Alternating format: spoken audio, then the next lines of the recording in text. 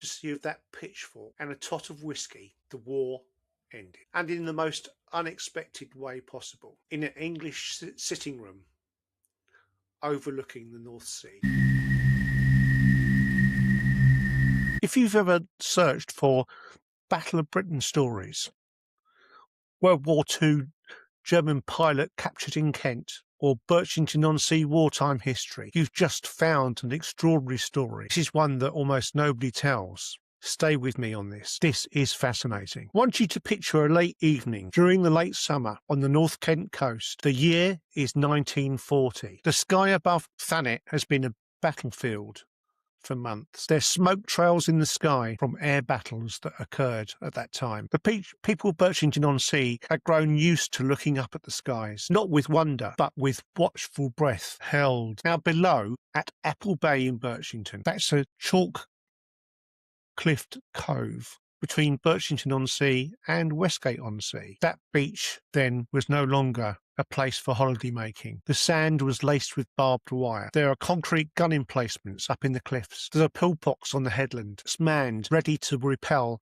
any German invasion. In the summer of 1940, this was less like paranoia, perhaps more like a perceived inevitability. Britain was quite literally on the front line. And then one evening, the war arrives very, very locally. To understand what happens at Apple Bay, you first have to understand what Thanet meant to the Second World War. This small part of Kent on the coast was not a sleepy backwater. It was a small part of what was known as Hellfire Corner. That's on the very edge of East Kent. It sat closer to occupied Nazi France than any other part of England. Apparently, the French coast was visible on a clear day from the cliff tops around Birchington and Apple Bay. At the heart of this area was RAF Manston. That was a frontline command airfield sitting between Margate and Ramsgate. Manston was very much on the front. It was pounded repeatedly by the Luftwaffe during that summer of 1940. On the 24th of August alone, 6 heavy waves of German aircraft crossed the Thanet coast. They bombed, leaving that airfield unserviceable and sending its ground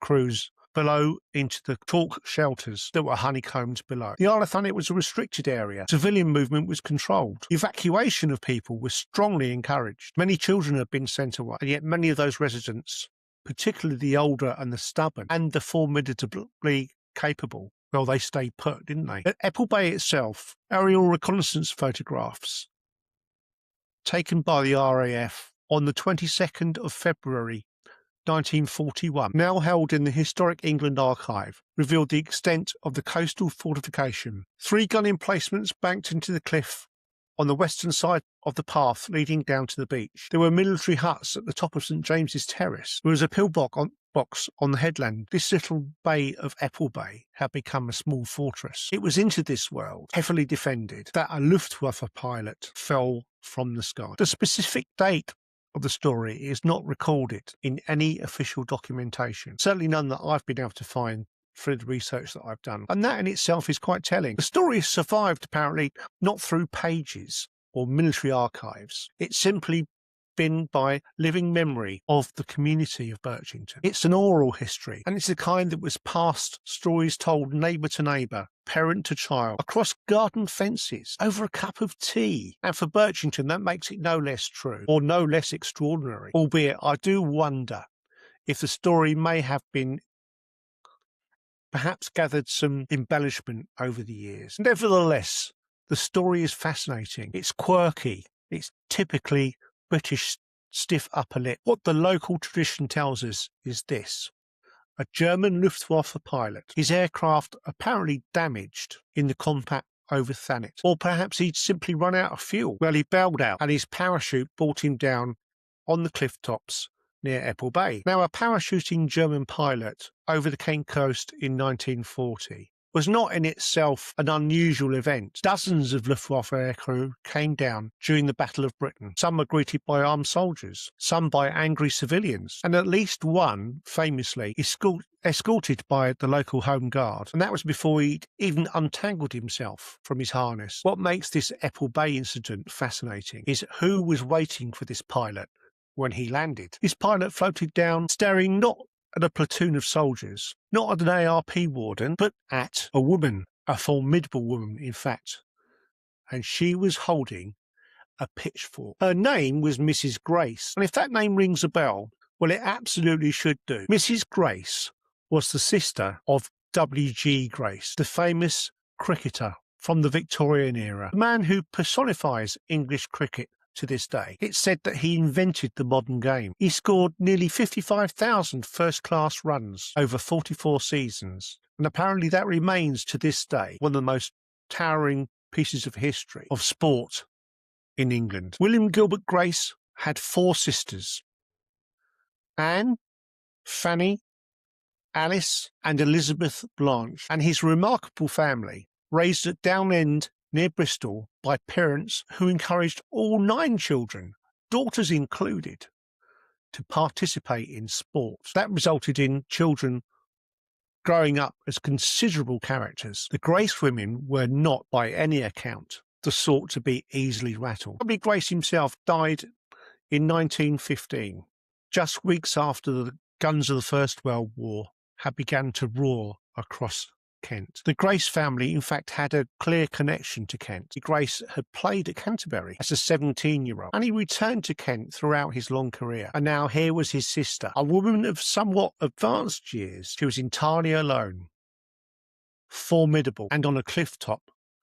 above Apple Bay. What was she facing? A young, disorientated Luftwaffe pilot who just dropped in from the sky. This young pilot was apparently quite shaken. He had, after all, possibly just been survived from just being shot down, and he realised he was now in enemy territory. He apparently spoke limited English, and now, looming above him in the grey evening light, was an elderly English woman gripping a pitchfork with what local tradition charitably describes as considerable purpose. One imagines that pilot's training had not covered for this scenario. Mrs. Grace did not run. She didn't scream, and she certainly didn't faint. She simply kept that pilot still and fearful whilst brandishing the pitchfork. Well, this is Apple Bay Road. Looking for number 15 to 17. It's a bit further down than I imagined. It's closer to Beresford Gap than it is to Apple Bay. Imagining that Luftwaffe pilot from 1940, if he was marched down with a lady holding a pitchfork all the way down from Apple Bay. That's quite a long walk. A quarter of a mile, I would have thought. Here is 15 to 17 Apple Bay Road, Birchington. According to research, this is where the sister of W.G. Grace lived during the Second World War. It appears that she invited him inside her home. Now, here's where this story takes a bit of a turn, and this depends on your own perspective. This was either an act of extraordinary cunning or simply a very fine expression of English hospitality when under pressure. Mrs. Grace poured that pilot whiskey to drink. Was this an act of compassion for a frightened young man, or was it a piece of improvised prisoner management, shall we say? Was she keeping him too comfortable to make a run for it, whilst in the meantime organising some help? Well, we can't say for certain. Perhaps it was a bit of both. What we do know is that by the time help arrived, pilot was, shall we say, under the influence, and perhaps a little bit more relaxed, certainly more so than when he landed. Was it the combination of adrenaline and the subsequent come down? The unfamiliar surroundings, a glass or 2 or 3 or 4 or maybe more of scotch, and that persistent presence of a pitchfork wielded by an elderly lady. Britain's most famous cricketer sister appears to have robbed him of any meaningful desire to escape. He was, by all accounts, taken into custody without any incident apparently carried out of the kitchen of Mrs. Grace. I almost feel for him. History has not been kind enough to record the pilot's name. This is one of the mysteries that makes this story both tantalising and creating an awful lot of curiosity, certainly for an amateur historian like myself. What can we say? Given the timing, it was almost certainly a Luftwaffe fighter pilot, flying as part of the Luftflotte II, the air fleet responsible for the bombing of southeast England and the London area, operating from bases on the Pas de Calais. BF 109, that's short for Bayerisch Flugzeugwerke. The aircraft was also known as the ME-109 because the company was taken over by Messerschmitt. That was the iconic German single-seater fighter. It had a range of 660 kilometres. That main engagement in firefights over Thanet, perilously close to those aircraft running out of fuel. Many Luftwaffe pilots came down over Thanet and the rest of Kent, not because they'd been hit, but because they'd simply run out of fuel and were unable to make it back across the channel. Whatever the circumstances of this particular Luftwaffe pilot, he would have been taken prisoner and handed over to the nearest military authorities. That would likely have been to Manston or perhaps even the Birchington Home Guard. He would have been processed as a POW and likely held at Cockfosters, was the interrogation centre in North London. He would later have been transferred to a POW camp, possibly Trent Park in Middlesex. Certainly that's where senior Luftwaffe officers were held. Whether our Apple Bay pilot was senior enough for Trent Park, or whether he spent the remainder of the war in one of those austere camps, we simply do not know. What we can say is that most German pilots captured during the Battle of Britain survived the war. For them, the fighting was over. The pilot who landed at Apple Bay, courtesy of that pitchfork and a tot of whiskey, the war ended. And in the most unexpected way possible, in an English sitting room overlooking the North Sea. Now, this story has my imagination flashing before me. I wonder whether Croft and Perry, when writing Dad's Army, had missed the opportunity for an episode. Okay, so picture the scene. Captain sitting at his desk, talking to Private Pike, Sergeant Wilson, Corporal Jones, and suddenly the phone rings. Hello? Elizabeth? You've done what? Mrs. Mannering appears to have captured a Nazi pilot, to which Corporal Jones replies, "Don't panic! Don't panic! Mrs. Mannering has caught a Nazi pilot!" The Home Guard, later in the episode, proceed to the Mannering home to find a Luftwaffe pilot collapsed on the kitchen table, drunk from a bottle of whiskey. This was the bottle of whiskey that perhaps Captain had purchased illicitly on the black market from Private Walker. He smuggled it home, decided to hide it somewhere in the house. But of course, Mrs. Mannering found it, and she fed the whole bottle to the pilot. Imagine that face of Captain Mannering. The real story of that Luftwaffe pilot does not exist in isolation. Apple Bay and the whole of the Thanet coastline was thoroughly militarised around 1940 to 1944. The historic England Thanet landscaping mapping project, completed in 2024, has now formally catalogued what local historians and long-time residents have always known, that this stretch of coast was a genuine defensive line. So this is Apple Bay. Imagine, if you will, year 1940, the beginning of the Second World War. This bay would have been protected by gun emplacements right the way across, all the way around the coast, and barbed wire. No one would have been able to go down onto the beach. And then simply imagine a Bf 109 German fighter plane, Luftwaffe, either damaged or running out of fuel,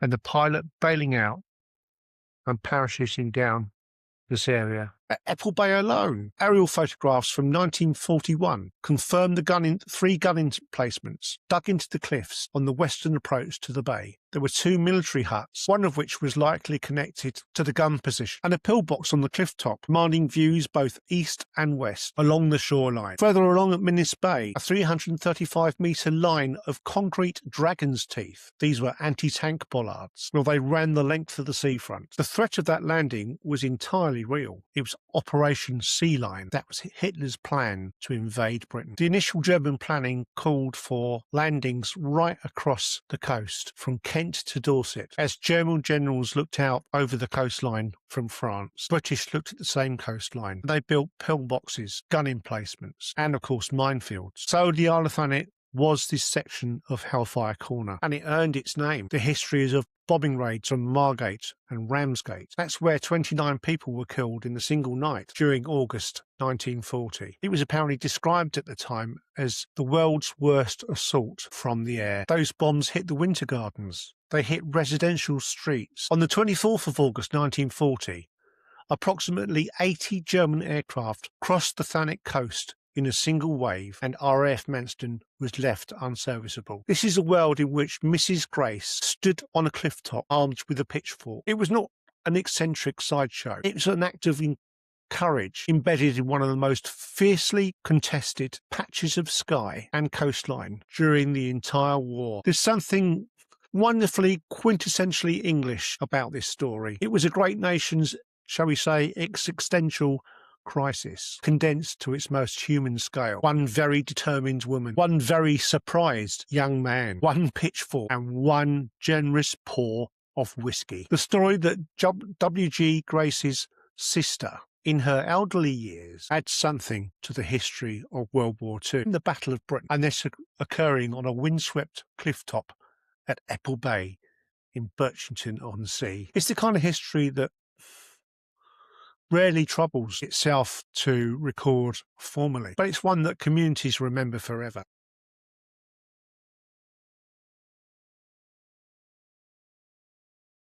Bit of a wet day today.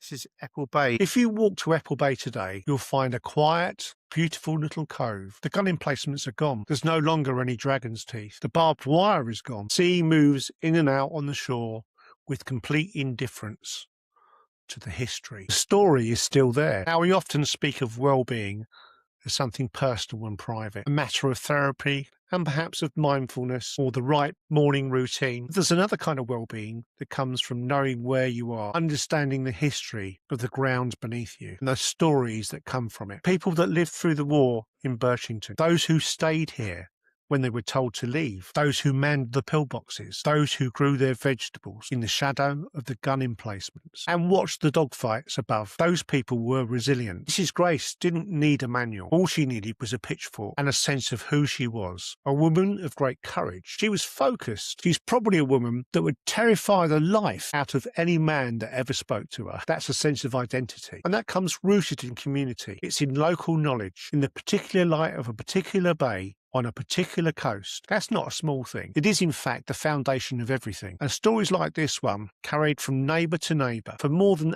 80 years, this is how communities are kept together with solid foundation. This is Peace Unplugged, coming to you from the Isle of Thanet. Walk those cliffs, know those stories, they belong to you. So in summary, in this episode of Peace Unplugged, we explored one of Birchington's most remarkable wartime stories, the night a German Luftwaffe pilot parachuted from his stricken aircraft onto the cliff tops at Apple Bay. He was captured single-handedly by an elderly woman armed with a pitchfork, and he was fortified with whiskey. That woman was Mrs. Grace, the sister of the famous cricketer W.G. Grace. We set that local legend in its proper historical context. Fierce wartime fortification with its gun emplacements, pillar boxes, and military huts, confirmed by 1941 RAF aerial photograph. Central role of RAF Manston and the Isle of Thanet as Hellfire Corner during the Battle of Britain, and the very real threat of Operation Sea Lion. Fate of the German Luftwaffe pilots captured in Britain, who typically spent the rest of the war as prisoners of war. The story of this particular pilot is not recorded anywhere, at least not in any surviving archives, so that remains one of history's local mysteries. Does the courage of the woman that captured him. I wonder what happened to that Luftwaffe pilot. I wonder what his name is. It would be amazing if anybody knows, and if by any chance that someone does know, it would be wonderful to hear from them. I'll close this with a reflection on how stories of place, community, quiet civilian courage, well, they form one of the most powerful foundations of lasting well-being. Thank you for listening and watching again another episode of Peace Unplugged.